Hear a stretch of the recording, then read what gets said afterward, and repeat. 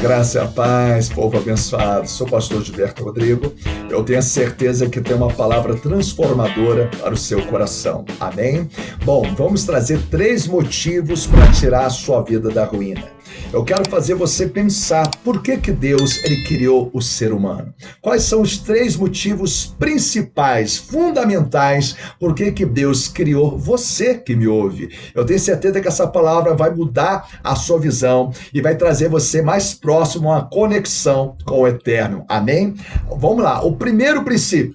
Fomos criados para adorar ao Senhor. Isso mesmo, quando Deus projetou o ser humano, ele já projetou com um fundamento, com princípios, para que todos nós possamos adorá-lo. Olha só que lindo. Atos 17, versículo 26 e no versículo 27 diz assim: de um só homem fez Deus todas as raças humanas, a fim de que povoasse a terra, havendo determinado previamente as épocas e os lugares exatos onde deveriam habitar. Versículo 27, olha só que coisa linda. Deus assim procedeu para que a humanidade o buscasse, olha só que maravilha, e provavelmente, como que tateando, o pudesse encontrar, ainda que de fato não esteja diante de cada um de nós. Deus está falando assim para nós: eu quero facilitar essa busca. Quem nunca brincou com seu filho de pique-esconde e facilitou essa busca, de repente colocou o pezinho do lado de fora para que seu filho observasse e falava: achei, oh glórias. Então é muito lindo quando Deus ele mostra que ele criou cada um de nós, que esse é o objetivo central, para que a gente seja um adorador por excelência, para que possamos adorá-lo em espírito e em verdade. Olha só que fala em Eclesiastes 12, no versículo 13, fala assim: agora que já se disse tudo, eis aqui a conclusão a que chegamos. Ama reverentemente a Deus e obedece aos seus mandamentos. Lembrando que se resume em 2, né? Amar a Deus sobre todas as coisas, com todo entendimento, todo o coração, com todas as forças. E a Bíblia fala assim: porquanto foi para isso que fomos criados. Então nós fomos criados com um propósito de Deus, para ser um adorador, para que viemos adorar em espírito e verdade. É muito claro isso aqui. E quando nós adiamos essa aliança com Deus, quando nós adiamos essa vida de adoração, a própria Bíblia, ela responde para nós. Fala assim em Provérbios, capítulo 13, no versículo 12, diz assim: a expectativa que se adia deixa o coração adoecido, mas o anseio satisfeito renova o vigor da vida. Às vezes a gente fala assim: traga a sua vida para Jesus, começa a deixar a palavra de Deus. Não é religião. A religião, ela traz divisão, ela traz confusão. Eu estou falando princípio de Deus, eu estou falando princípio do cristianismo para transformar a sua vida. Então, quando a pessoa adia essa comunhão com Deus, não reconhece que Deus criou cada um de nós para que possamos adorá-lo, a Bíblia fala que a pessoa fica adoentada emocionalmente, espiritualmente, a pessoa sente um vazio na alma. Então, o primeiro ponto, então, nós falamos, fomos criados para adorar o Senhor. O segundo ponto que a gente precisa entender para que Deus venha tirar a nossa vida das ruínas. Vamos lá. Fomos gerados dentro de uma limitação. Entenda isso. Quem já viu aquela frase, de repente no hospital, e o médico falou assim para você: só se for um milagre? Eu amo essa frase, sabe por quê? Nós servimos um Deus de maravilhas, um Deus que tudo pode. E a última resposta, você tem que sempre olhar para Deus. Amém? A Bíblia diz assim, lá em Isaías, no capítulo 49, no versículo 4, diz assim: todavia considerei, tenho me afadigado sem qualquer compensação, ou seja, tenho lutado para ser feliz. Vamos lá. Tenho despendido minhas forças em vão e para resultado algum.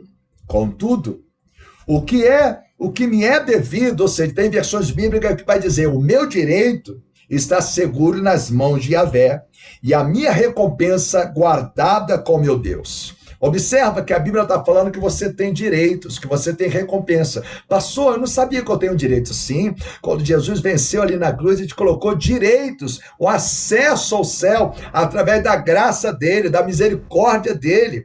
Então, para que você tenha esse direito, primeiro você tem que cumprir o quê? Esse dever de ser um adorador, de reconhecer que você é limitado, de reconhecer o que fala em Efésios 2:8, que pela graça sois salvo, isso não vem de vós, é dom de Deus, para que ninguém se glorie. A gente não consegue nós mesmos produzir salvação em nós. Nós precisamos estar aliançado com Deus para que a gente possa prevalecer. Então a gente tem que reconhecer a nossa limitação, a nossa incapacidade. Se a gente sozinho, a gente não prevalece. A Bíblia é muito clara sobre isso. Observa o que fala em Salmo 127, no versículo 1. A Bíblia diz assim: a não ser que o Eterno edifique a casa, trabalham em vão os que desejam construí-la.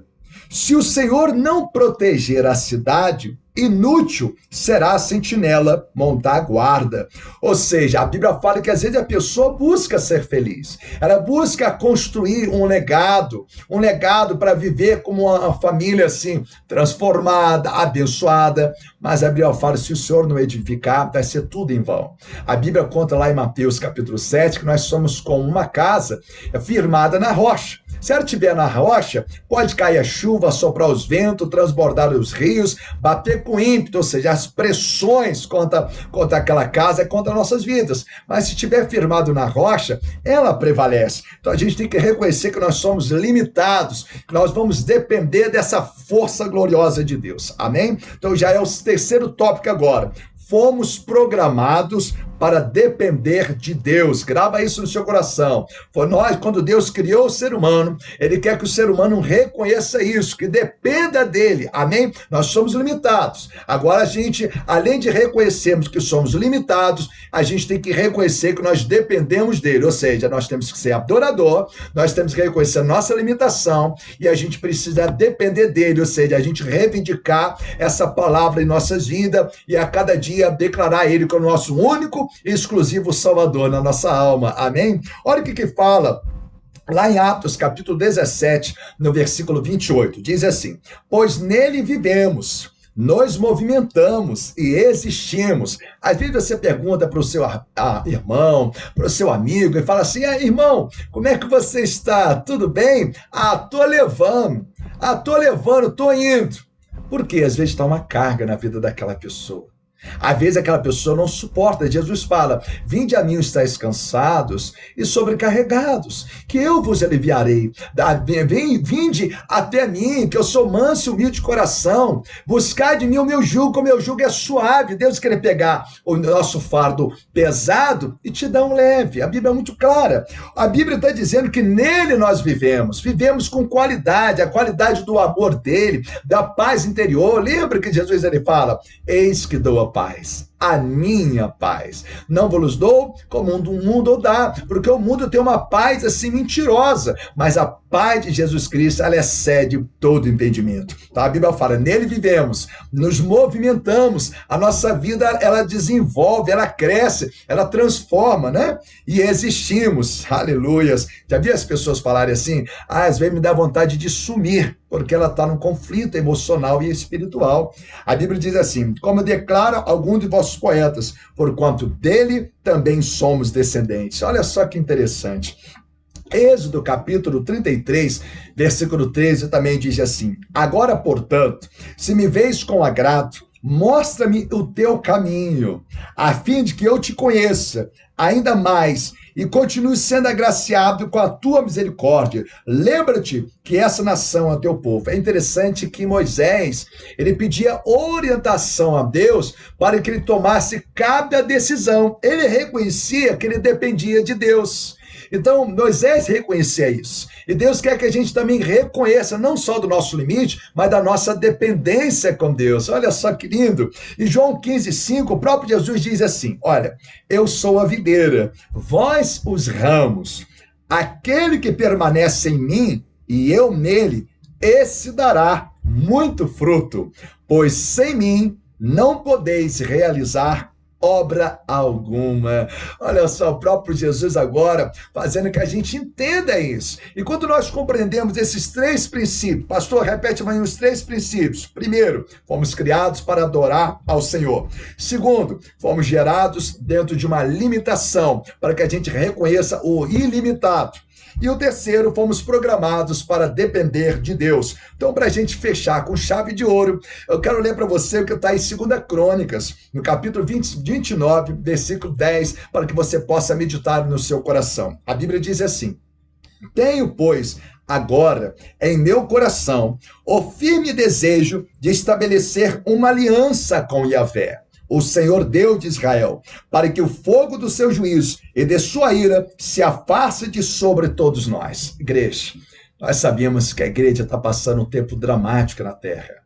O planeta está, sentindo as dores de parto. E Deus está convidando o seu povo para uma aliança, para um renovo dessa comunhão. Eu quero convidar você que tem ficado meio assim, abalado, meio abatido, ou de repente tem adiado essa comunhão com Deus. Deus está convidando você, e que você possa também acenar para outras pessoas essa oportunidade. Vamos formar um poderoso batalhão, um povo remanescente. Eu peço que essa palavra, você depois volta o vídeo e possa rever essa palavra, que eu tenho certeza que Deus quer que você entenda por que ele te criou, por que você nasceu, por que Deus criou o ser humano. Ele criou com um propósito para que sejamos um verdadeiro adorador e adoremos ele em espírito e verdade. Um beijo no seu coração. Se essa palavra falou com você, que você possa compartilhar com milhões de pessoas e outras pessoas possam ter a oportunidade dessa esperança, dessa salvação que está em Cristo Jesus.